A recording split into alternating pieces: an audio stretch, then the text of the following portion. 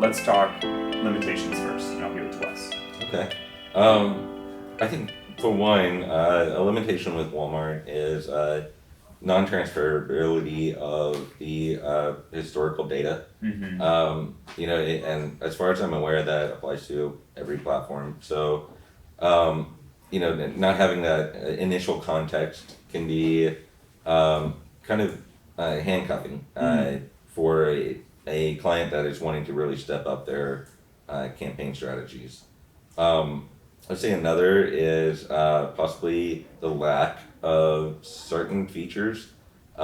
Negative keyword targeting would be a major one that I've heard time and time again. That is something that, even when I've already explicitly said that Walmart does not have that, the same client will ask repeatedly, hey, is this available yet? Mm-hmm. And it's almost an inevitability that Walmart will eventually come out with it. I think that just on that note, and to credit Walmart for this, that's almost built into the tool. It's almost built into the Walmart algorithm to only have products really show for the keywords that they're relevant to. There's almost less of a need to negatively target keywords.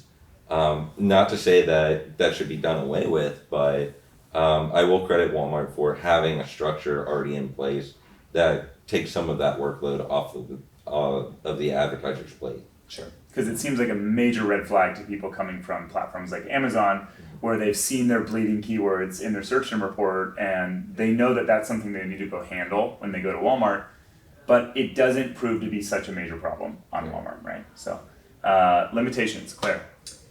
I definitely think the keywords is one, but I think with the relevancy enhancements and kind of widening that net, that the negative terms will become more of a top priority.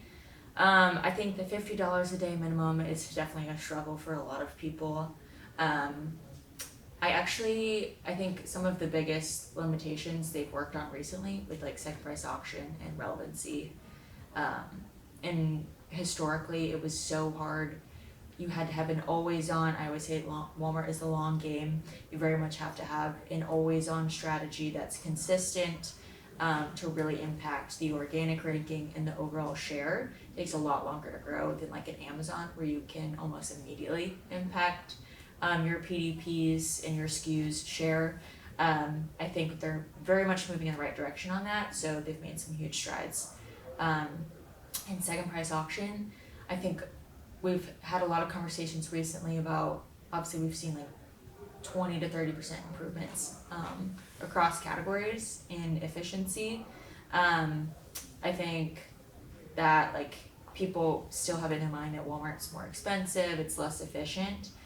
So I think we'll see that evolve, because it is, the CPCs are kind of comparable to Amazon at this point, which is great. And I think one thing we talk about a lot as an opportunity, I know you asked me about limitations, It's but fine. I mainly talk about You're taking my positive. next topic. Is what was I saying?